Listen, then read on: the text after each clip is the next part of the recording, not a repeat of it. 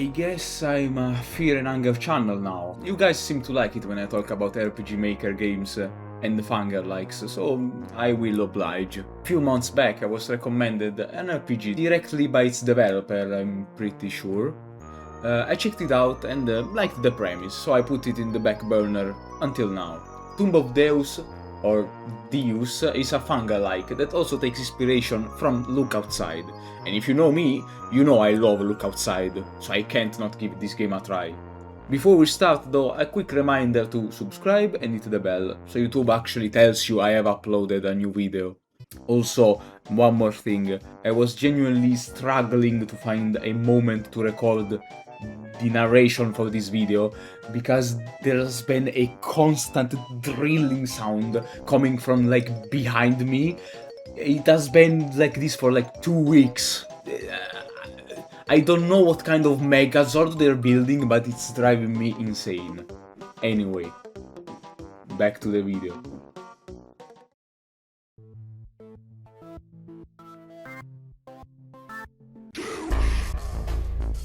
The first thing I noticed starting the game is the art style.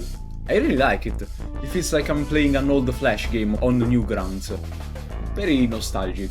And unlike a certain game I know, there's an options menu. Finally, I don't have to whip out the Windows mixer every time I wanna lower the volume. And don't have to get carpal tunnel by holding shift all day. Also, the main menu has a weird bug that I actually have no idea how I'm gonna explain it to you. So basically, let's say I'm cycling through the menu using the down arrow.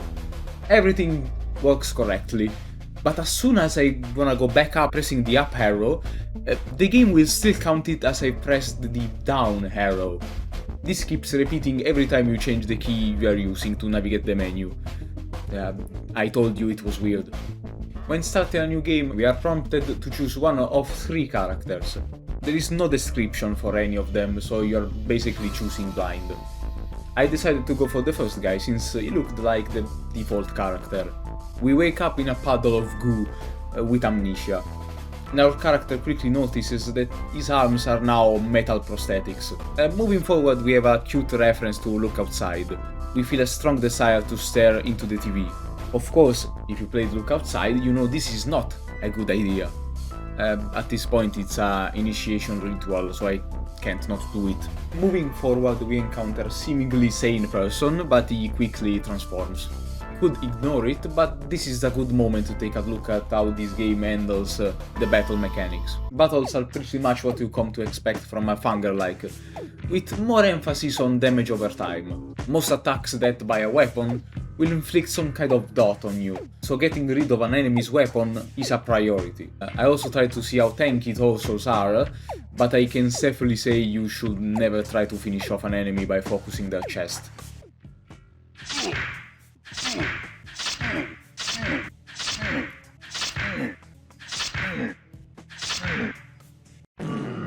At these beginning stages of the game, battles can be a bit tricky, since you don't have access to a lot of good equipment and items, so taking damage is unavoidable for now.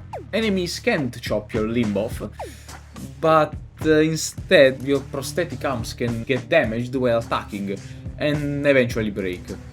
You can use an extractor on dead enemies to gain more arms, to replace your broken ones. The game also works on a sort of weight system for weapons. Every weapon requires a certain amount of arm strength to be wielded, so you'll need stronger arms to use better equipment. And you also risk unequipping a weapon if one of your arms was to break. But this is also true for the enemies. If you see an enemy wielding a weapon two-handed, it probably means he won't be able to hold it anymore if you cut one of his arms. Proceeding forward, we get some lore about Deus. He's planning some sort of ascension to godhood. And we also find the safe room. Here we are told that if we want to leave, we have to kill Deus. Pretty straightforward. He's currently sitting on the 3rd level of this facility. In the center of the room we have our save point. You get 1 free save, and after that you have to use a specific currency to save again. Ectoplasm. Be aware that this currency is also used to upgrade your character. I like this mechanic because it rewards knowledge of the game, since you can save up the currency and quickly level up your character before using your free save. The only problem with it is that the upgrades for your characters are only 4. So once you're done with those, every other ectoplasm exists for the sole purpose of saving. By the end of the game I had basically infinite saves. So how do you progress through the levels? At the beginning of the game you are given a keycard with a number on it. All you have to do is find the correct door and explore the inside until you eventually find the next keycard. These rooms hold a lot of loot, and some of them will unlock traders in the safe area, like the items or medicine vendors. The thing I don't like about this is that the keycards are randomized for every playthrough. Since you can't really plan your route, you might actually encounter a run where you unlock the traders really late, and trust me, at the beginning of the game you need all the help you can get. You will be scraping by for the entire duration of the first floor. After getting all the keycards, the last room will reward you with the core. With this item, you'll be able to open the big door leading to the next floor, but not before beating the floor's boss.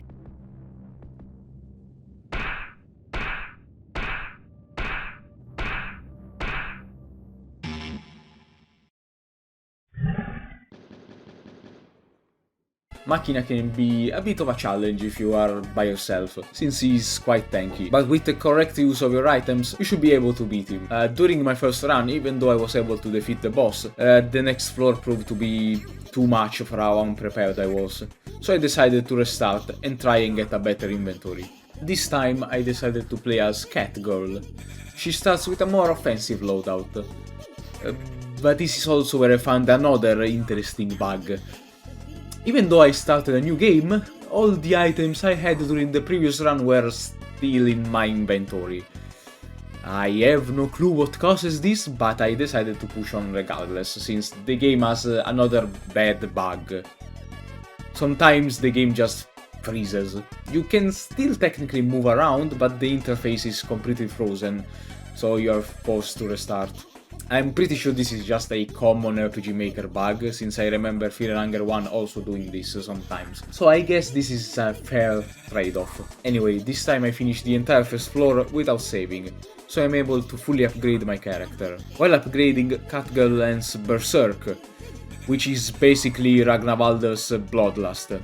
And I remember recoiling so hard from disgust, I accidentally resetted the game. During this run I also find a party member, and just like in Look Outside, the moment you get your hands on some companions, the game becomes exponentially easier. The second floor is more of the same, just with a lot more flesh-based enemies. You can't extract limbs from them, but you're rewarded with flesh chunks. You can trade them in exchange for keys to open chests, food or money. The price for saving also increases, but at this point if your character is already fully powered up, you'll still have plenty of saves. After getting the core for this level, I find the last companion in the safe house. He can use spells that get stronger every turn, but other than that is alright, I guess. The second floor boss gets completely demolished if you have a full team. He is barely a challenge. He does have 2 phases, but he doesn't stand a chance against my stun bombs. Think fast, Chuckle Nuts! The third floor is again more of the same.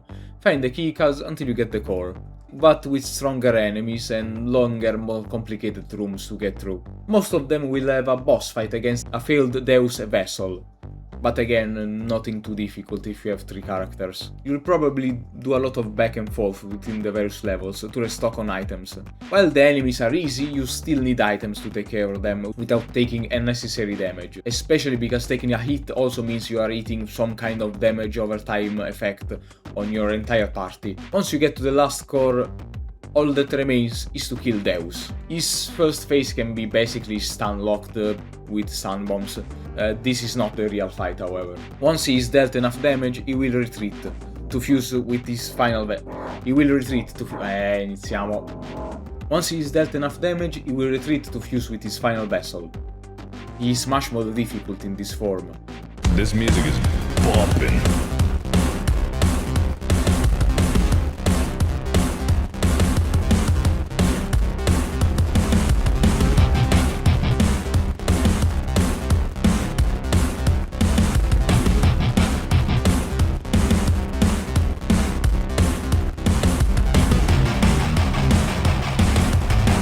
He has access to an AoE laser that shocks your entire party, preventing you from using skills, and it also deals a lot of damage.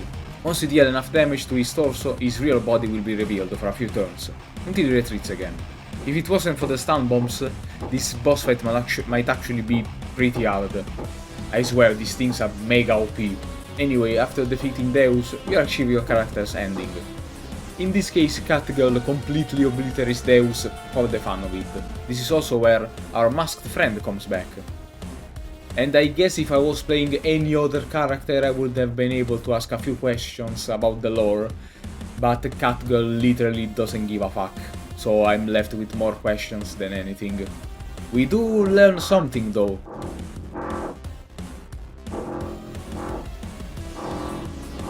There is no real escape from this place. Now that Deus is dead, somebody needs to take his place.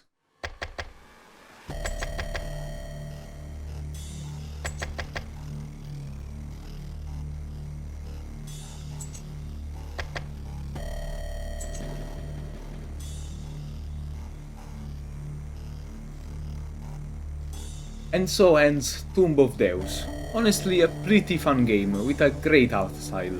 It's pretty short, but this can be considered a plus, since making it longer than it already is would risk it becoming stale quite quickly, with how simple the game is. If you are looking for a not super difficult short experience with Fanger-like mechanics, this works perfectly. This is all I had to say about Tomb of Deus. Go check it out if you found it interesting. And as always, thank you if you made it to the end of the video. I'll see you in the next one.